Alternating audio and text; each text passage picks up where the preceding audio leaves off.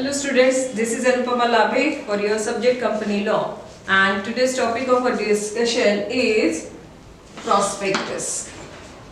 So, who can issue prospectus? That means prospectus is for issuing the securities, but for issuing the securities many documents are used. What are those documents? There are mainly two types of companies, that is public limited company and the private company. These two types of company needs to raise the capital. बराबर है, कोई भी company अगर आपको run करनी है, for that purpose you need the capital. तो ये कैपिटल जब आपको रेज करना है and through public or through your members, you need some information to be given to the prospective investors. बराबर है, वो कंपनी के बारे में जानना चाहता है कि what is company, what are its prospects, where our money is going to be invested. ये सब आपको बताना है, इसलिए आपको कुछ ना कुछ तो भी उनको देना होता है. तो ये जो देना होता है information, that is known as prospectus. Okay?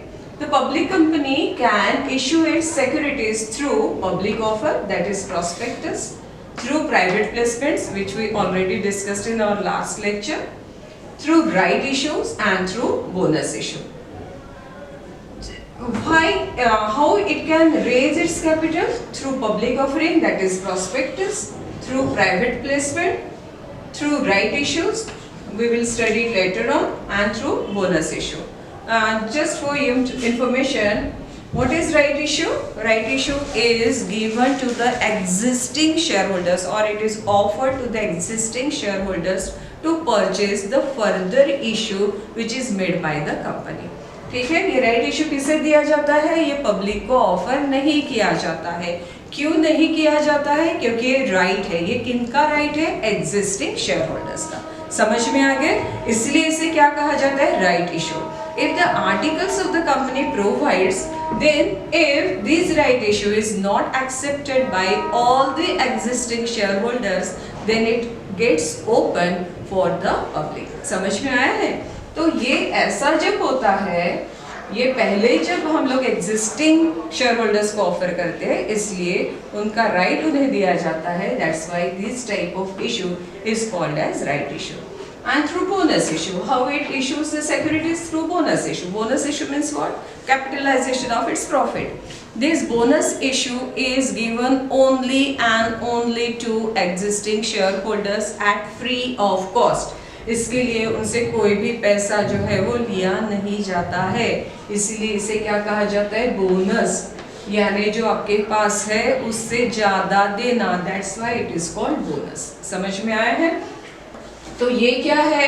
These are the different types of ways of issuing the securities by public company.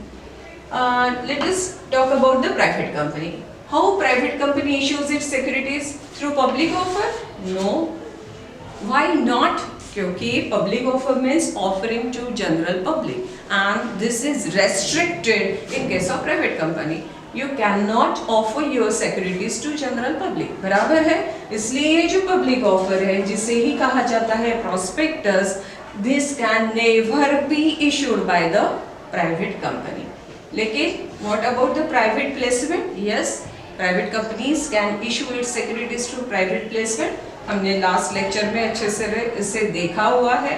Then through right issues, yes, existing members है जिनको आपने शेयर्स अलॉट किए हैं, उन्हें आप फिर से क्या दे सकते हैं? राइट इशू दे सकते हैं, और बोनस शेयर्स भी आप उनको अलॉट कर सकते हैं. तो these are the ways of issuing the securities by the public limited company and by the private limited company. Now talk about the public offer. चलो अभी हम लोग क्या करते हैं? ये जो पब्लिक ऑफर है, that is main topic of our today's discussion. क्या है वो? Public offer. ये पब्लिक ऑफर कैसे दी जा सकती है? Through IPO. आईपीओ का मतलब क्या होता है? Initial public offer. जैसे कि हम लोग नाम में ही बोल रहे हैं इनिशियल. इनिशियल मींस क्या है? पहली बार. बराबर है? Initial public offer. ये इनिशियल पब्लिक ऑफर, ध्यान दो, ये पब्लिक के ऊपर भी, ये इनिशियल वर्ड्स के ऊपर भी, और ये ऑफर भी. ठीक है? इनिशियल पहली बार, public to the general public, and you are offering your securities. बराबर है?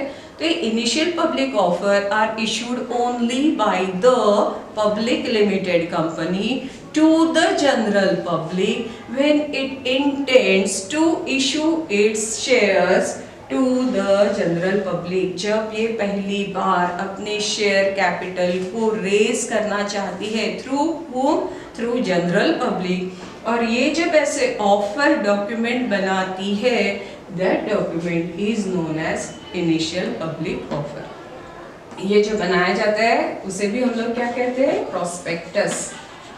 क्यों प्रोस्पेक्टस बोल रहे हैं?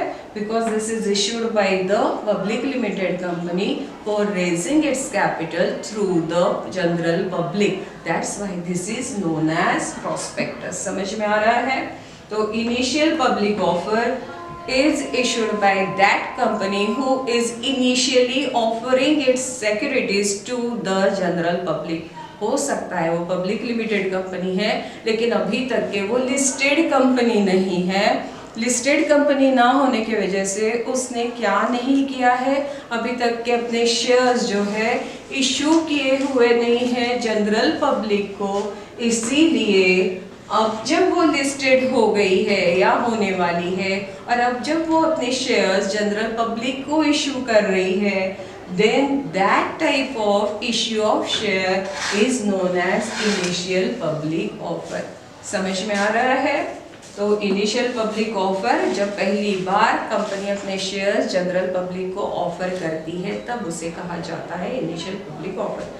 जैसे कि हम लोगों को ये भी पता है, it is not mandatory for the public company to raise its capital through public only. बराबर है, वो जब तक की जरूरत नहीं पड़ती है पब्लिक को ऑफर नहीं देती है। हाँ, लेकिन वो पब्लिक के थ्रू अपना कैपिटल रेज कर सकती है। समझ लीजिए कि पहले प्रमोटर्स ने या उनके ही जो लोग हैं उनमें से उन्होंने कैपिटल को रेज किया हुआ है, लेकिन अभी वो क्या चाह रहे हैं, एग्जिस्टिंग कंपनी है लेकिन अभी तक के उन्होंने अपनी इश्यू पब्लिक को नहीं किया है, लेकिन अब वो करने जा रही है, तब भी उसे क्या कहा जाता है, initial public offer. Existing company अभी तक के इश्यू नहीं किया है या न्यू कंपनी जो पहली बार इश्यू कर रही है, वो दोनों की तरफ से जो ऑफर दी जाती है that is called as initial public offer. Then further on follow public offer, FPO। What is follow public offer? ये भी एक प्रोस्पेक्टस है। क्या है? जैसे कि पहली बार ये इनिशियल पब्लिक ऑफर हो गई है, first time the company is issuing its shares to the general public, securities to the general public. लेकिन क्या एक बार इशू कर दिया तो उसके बाद में करेगी नहीं? बिल्कुल कर सकती है। तो नेक्स्ट टाइम जब वो इशू करती है that is not called as IPO but it is called as FPO, that is follow a public offer. क्यों फॉलो पब्लिक ऑफर? क्योंकि पहली बार तो वो रेज कर चुकी है, पहली बार तो वो जनरल पब्लिक के थ्रू रेज कर चुकी है, so it is not called as IPO, लेकिन वो क्या है, फिर से दे रही है, and that's why it is called as further और फॉलो। समझ में? फर्दर यानी क्या है, इनिशियल के बाद में जो भी आप करोगे उसे क्या कॉल करोगे, फर्दर, उसके बाद का। That's why it is called as further और फॉलो पब्लिक ऑफर। समझ में आ रहा है? ये दोनों के दोनों जो IPO और FPO है वो किसके थ्रू आप सिक्योरिटीज इश्यू कर सकते हो, प्रोस्पेक्टस के थ्रू। And then offer for sale. What is this offer for cell?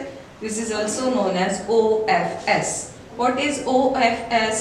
This is issued by an existing shareholders। किसके द्वारा हो रही है ये offering? Through an existing shareholders or through promoters who want to part with its shares। ठीक है, हो सकता है उनके पास बहुत सारे प्रमोटर्स के पास शेयर्स है और वो भी क्या करना चाहते हैं, उसमें से कुछ थोड़े जो शेयर्स है IPO के बाद में, जैसे कि कंपनी ने IPO दिया है उसके बाद अगर promoter wants to part with some of their shares, then that type of offer given by the promoters or the existing shareholders is known as offer for sale। समझ में आ रहा है? ऑफर फॉर सेल क्यों बोला जा रहा है? क्योंकि उनके पास पहले से वो शेयर्स है, अभी कंपनी डायरेक्टली उसे सेल नहीं कर रही है। जिनको कंपनी ने इनिशियली इशू किया था वो भी उसे सेल कर रहे हैं, लाइक प्रमोटर्स और existing share holders, and these persons are selling their shares to general public, and that's why that type of issue of share is known as offer for sale, that is OFS. Who can make this OFS? By an existing shareholders or the promoters. तो ये क्या है, ये कैसा हो सकता है? It may be IPO. चलो अब ये IPO कैसे हो सकता है? जैसे कि मैंने कहा कि before IPO, if this promoter wants to part with their securities, then that is included in IPO, that means initial public offer. अभी तक के कंपनी ने कोई initial public offer general public को नहीं दी है, जब कंपनी दे रही है साथ ही साथ या उसके पहले अगर प्रमोटर्स कुछ अपने शेयर्स को सेल कर रहे हैं, that is known as IPO. और FPO क्या है? कंपनी ने पहले ही अपने शेयर्स जनरल पब्लिक को ऑफर किए हैं और उसके बाद ये प्रमोटर्स और एग्जिस्टिंग शेयर होल्डर्स अपने शेयर्स को मार्केट में सेल कर रहे हैं. दैट मीन्स फर्दर, बराबर है, वो बाद में क्या कर रहे हैं? अपने शेयर्स IPO के बाद में अपने शेयर्स ऑफर कर रहे हैं, सेल कर रहे हैं. That's why this is called as further public offer. Is it clear? क्या क्या देखा हमने? हमने देखा issue of securities, issue of securities through public limited company and private limited company. How public limited company can issue its securities? Through prospectus, that means through public offer. Second one is through private placement, then through right issue and then through bonus issue. लेकिन private company में क्या देखा है? Public offering is not possible for private companies. Second one, yes, वो क्या कर सकती है? प्राइवेट प्लेसमेंट के थ्रू सिक्योरिटीज को इशू कर सकती है, through right issues and through bonus issues. These are the ways of raising the securities by public limited company and private limited company. So, who can issue prospectus? Only the public limited company can issue prospectus. What do you mean by prospectus? क्या होता है prospectus? चलो देखते हैं. जैसे कि हमने initially बोला, prospectus क्या है? Any document. ये क्या होता है? Any written document. कैसा होना चाहिए? Written document होना चाहिए. किनके लिए होना चाहिए? For general public. किसके लिए है? General public. थ्रू कौन होना चाहिए? Public limited company. Only public limited company can issue prospectus. बराबर है. क्या होना चाहिए? वो कैसा होना चाहिए? रिटन डॉक्यूमेंट होना चाहिए. किनके लिए होना चाहिए? जनरल पब्लिक के लिए होना चाहिए. किसने इश्यू किया करना चाहिए? Public limited company. और साथ में पब्लिक लिमिटेड कंपनी के बिहाफ में कौन इश्यू कर सकता है? डायरेक्टर्स, और you may say the prospective directors और the authorised persons. Authorised persons क्या होते हैं? To whom the company authorises to issue the prospectus. बराबर है.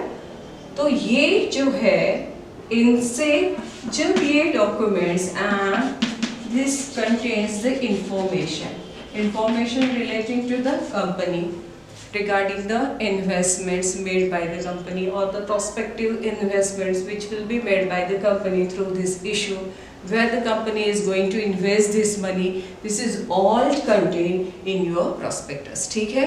तो ऐसी जब ऑफर दी जाती है, it may be a circular. क्या हो सकता है? वो सर्क्यूलर भी हो सकता है, नोटिस भी हो सकती है, कुछ भी, लेकिन वो क्या होना चाहिए? रिटर्न फॉर्म में.